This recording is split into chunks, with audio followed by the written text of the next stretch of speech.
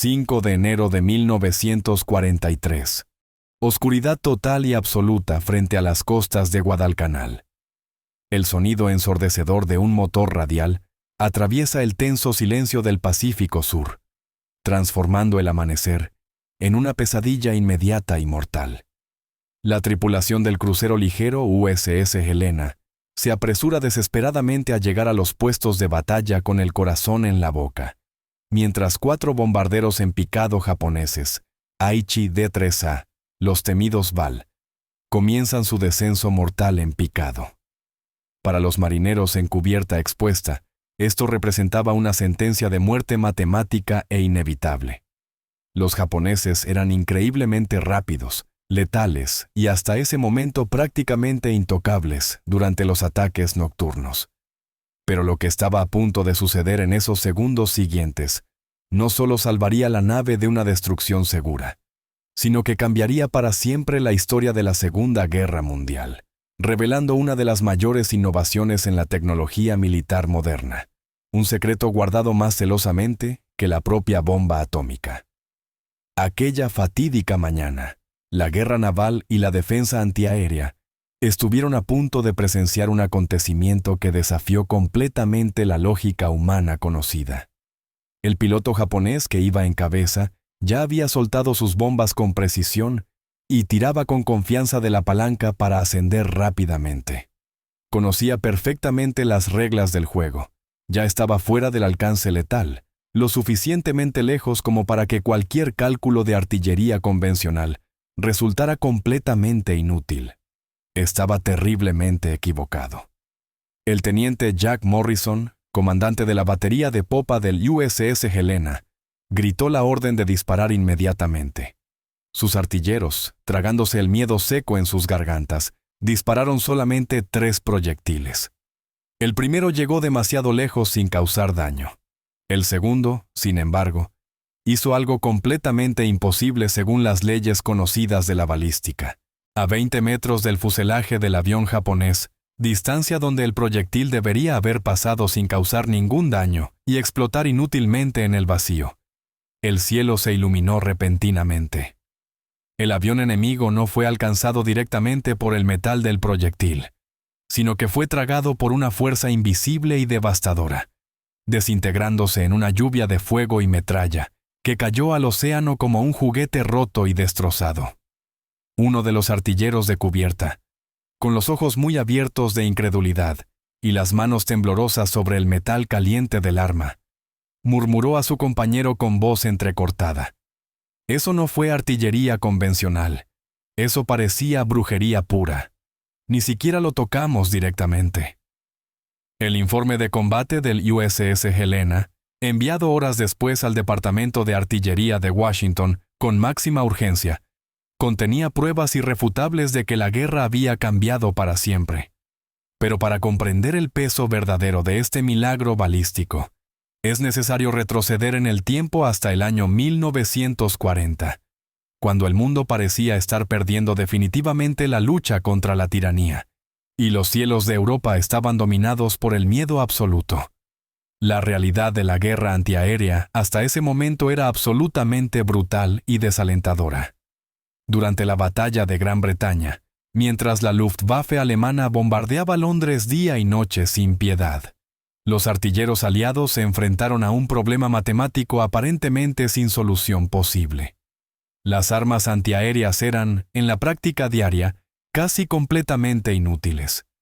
El sargento Thomas Baker, un veterano curtido de las baterías costeras de Plymouth, describió la desesperación de aquellos días oscuros en su diario personal. «Estábamos lanzando toneladas de acero al cielo, creando una pared de humo y ruido ensordecedor. Pero en el fondo sabíamos que era solo para que los civiles se sintieran protegidos y seguros. Derribar un avión con esas armas convencionales era como intentar matar una mosca en una habitación oscura con una aguja. Rezabas, disparabas, y los veías pasar ilesos sobre nuestras cabezas. Las cifras eran absolutamente aterradoras. Estadísticamente hablando, una batería antiaérea necesitaba disparar en promedio 2.500 proyectiles para lograr un único impacto confirmado. Piense en el desperdicio colosal. Piense en la logística imposible. Piense en las vidas perdidas cuando 2.499 proyectiles explotaron inútilmente en la nada. El problema fundamental radicaba en la arcaica tecnología de espoleta, el mecanismo que detona la carga explosiva. Solo había dos opciones terribles disponibles. La primera fue la espoleta de contacto. El proyectil tenía que impactar físicamente en el fuselaje del avión. Teniendo en cuenta que un avión se mueve a cientos de kilómetros por hora en 3 dimensiones espaciales, la posibilidad de un impacto directo era ridículamente baja. La segunda opción era la espoleta de sincronización mecánica.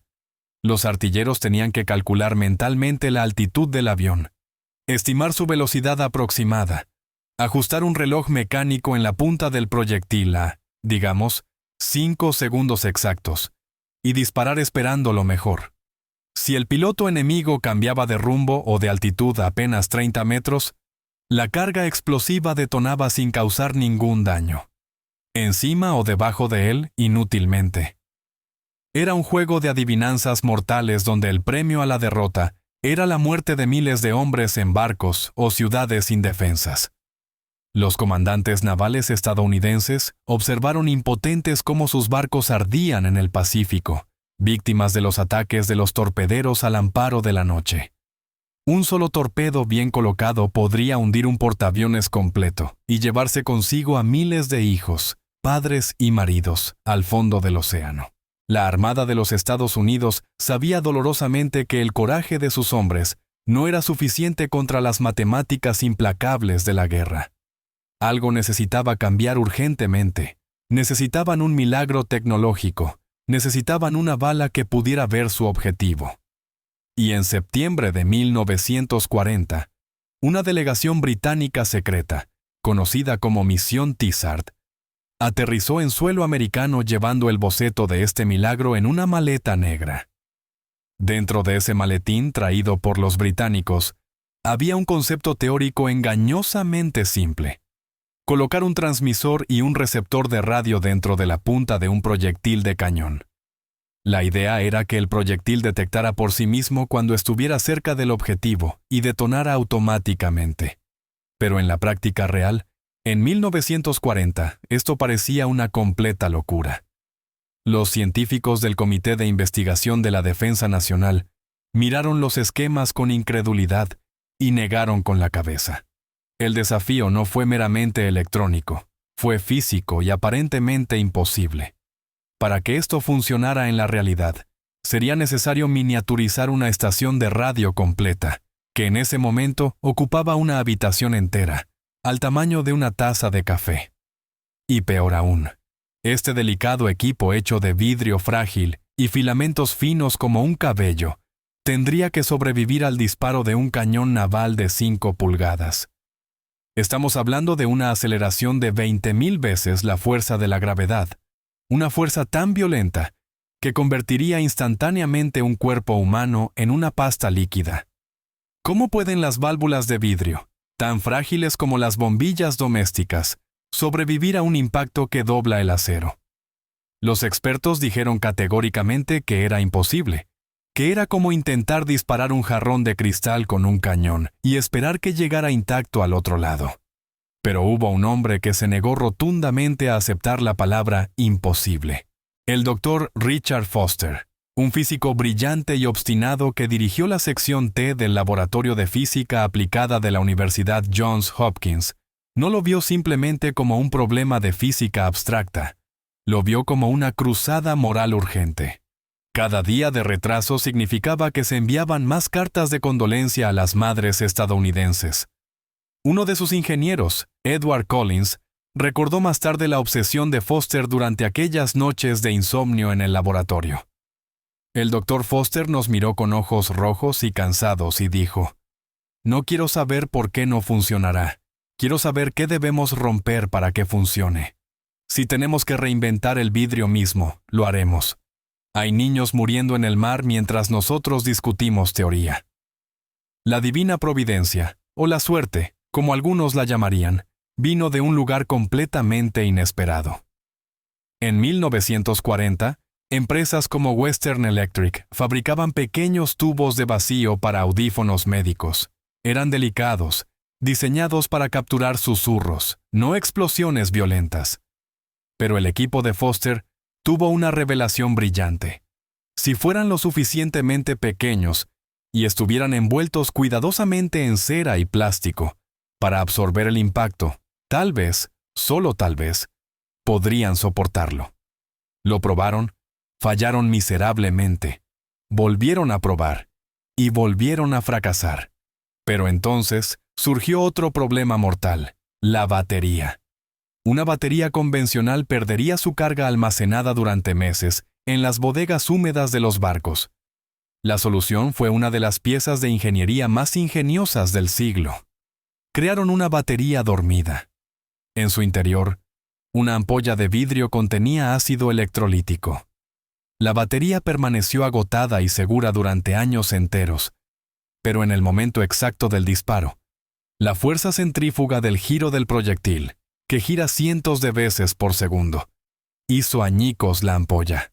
El ácido bañó las placas de metal y la batería despertó en milisegundos, generando electricidad instantáneamente. La propia violencia del disparo dio vida a la máquina.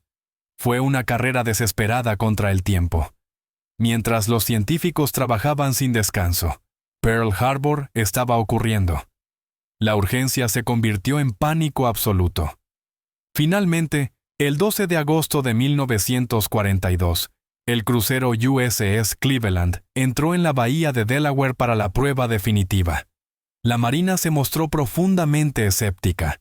Los oficiales del alto mando observaron a través de binoculares, esperando un costoso fracaso. Se lanzaron 3 drones, pequeños aviones controlados por radio, para que sirvieran como objetivos.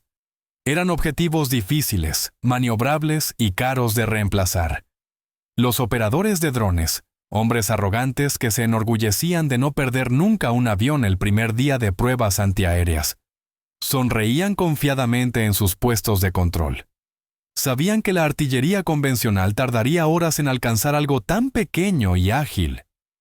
El comandante de la batería del Cleveland dio la orden con voz firme. El cañón rugió violentamente.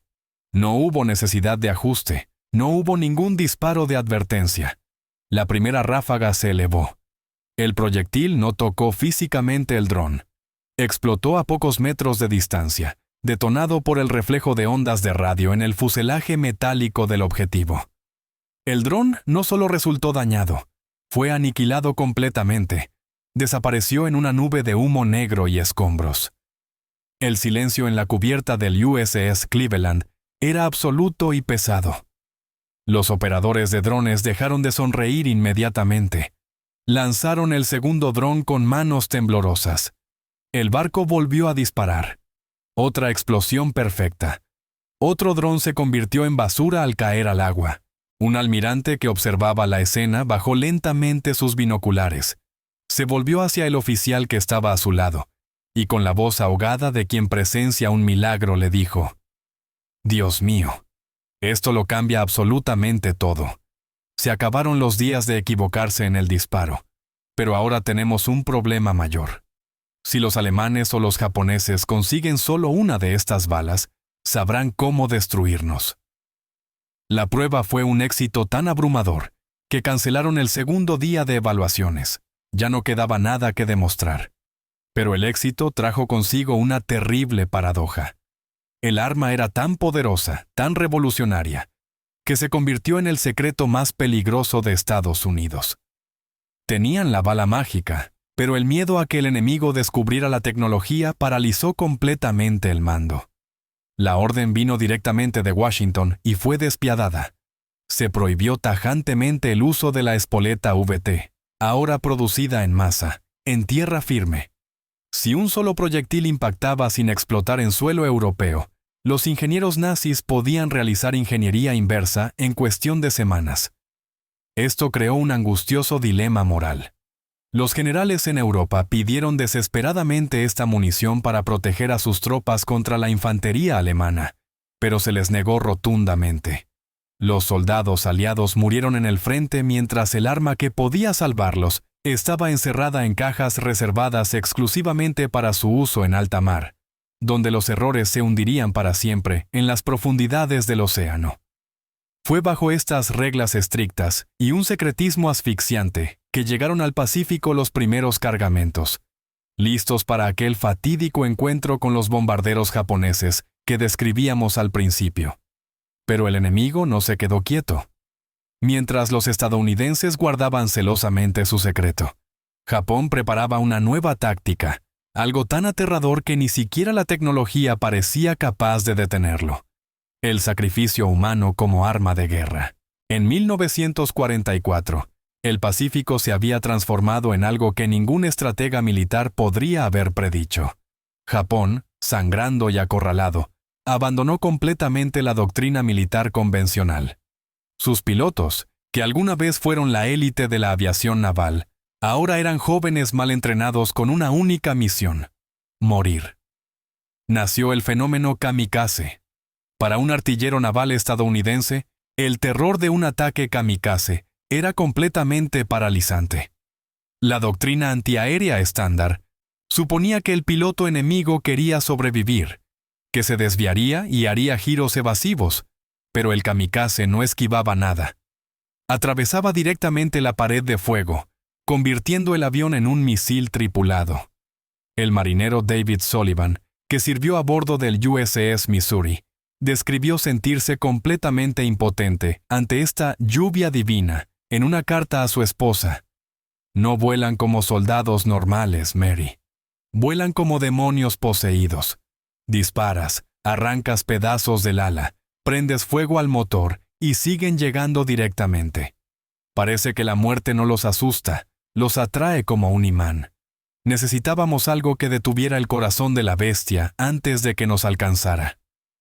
Contra esta determinación fanática, la espoleta VT dejó de ser solo una ventaja táctica y se convirtió en la única línea entre la vida y la muerte. El impacto fue abrumador. En la batalla del Mar de Filipinas, que los pilotos estadounidenses apodaron macabramente el gran tiroteo del Pavo de las Marianas, las nuevas municiones diezmaron la fuerza aérea japonesa. Los artilleros ya no necesitaban golpear al piloto suicida en los ojos. Todo lo que tenías que hacer era disparar en su dirección general. La espoleta detectó la aproximación y detonó la carga creando una nube de metralla de acero incandescente que atravesó metal, vidrio y carne. Mientras que antes hacían falta 1000 disparos para derribar un avión, ahora bastaban menos de 200. Era una barrera invisible, un escudo de fuerza que protegía efectivamente a la flota. Pero mientras los marineros celebraban el milagro en el Pacífico, un drama silencioso y trágico se desarrollaba en el corazón de América, lejos de los frentes de batalla. Para producir millones de estas complejas espoletas, el gobierno estadounidense movilizó un ejército secreto. En fábricas como Sylvania, en Connecticut, miles de mujeres trabajaban en turnos extenuantes de 12 horas bajo estricto secreto militar. No sabían lo que estaban construyendo realmente. Les dijeron que eran piezas de radio o componentes de audífonos. La seguridad era tan estricta que los guardias registraban sus maletas al entrar y salir. Pero el verdadero peligro no estaba en los espías alemanes, sino en el aire que respiraban.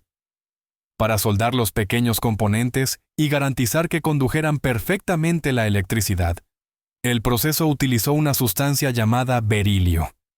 Hoy sabemos que el polvo de berilio es altamente tóxico y cancerígeno, pero en aquel momento aquellas mujeres, impulsadas por el patriotismo y el deseo de traer a sus maridos e hijos a casa, inhalaron ese polvo día tras día. Helen Carter, que trabajó en la línea de montaje en 1943, hizo una declaración décadas después, ya con mala salud, que resume la amarga ironía de ese esfuerzo. Nos sentíamos orgullosas. El capataz decía: «Chicas, hagan este trabajo perfecto y hoy salvarán la vida de un soldado». No sabíamos qué era la pieza exactamente, pero la tratamos como si fuera una joya. Simplemente no sabía que mientras estaba salvando la vida de un niño que nunca conocería en el Pacífico, estaba acortando mi propia vida aquí. Esta es la brutal dualidad de la guerra. El milagro que protegió a los barcos se forjó con el sacrificio silencioso de los trabajadores de las fábricas. A finales de 1944, la situación en Europa alcanzó un punto crítico. Se acercaba el invierno y con él la última apuesta desesperada de Adolf Hitler. Los ejércitos aliados avanzaban imparablemente hacia Alemania, pero el mando aún mantenía la estricta prohibición. Las espoletas VT no podían utilizarse en tierra.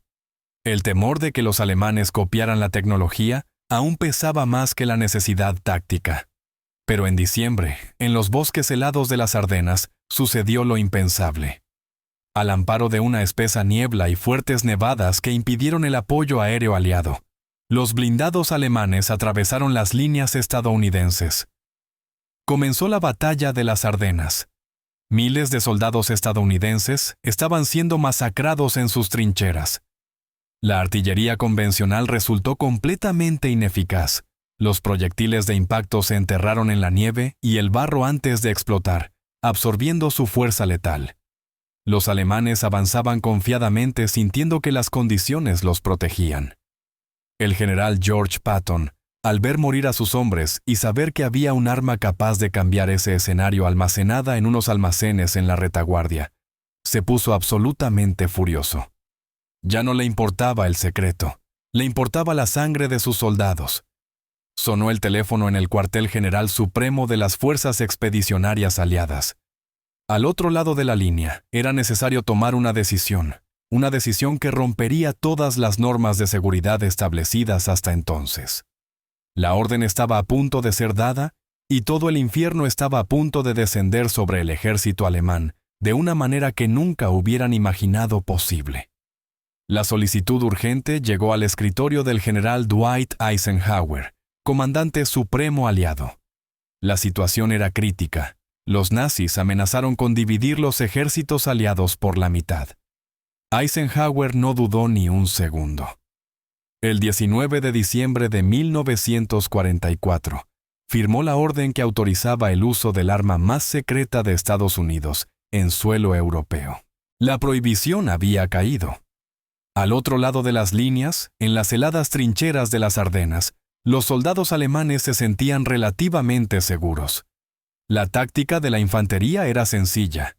Cuando arranca la artillería, te arrojas al agujero. Si la granada golpea el suelo y explota, la tierra absorbe la mayor parte de la metralla. A menos que caiga directamente en tu madriguera, sobrevivirás. Confiaban en el barro y la nieve para protegerse. Pero esa mañana gris, la física de la guerra volvió a cambiar.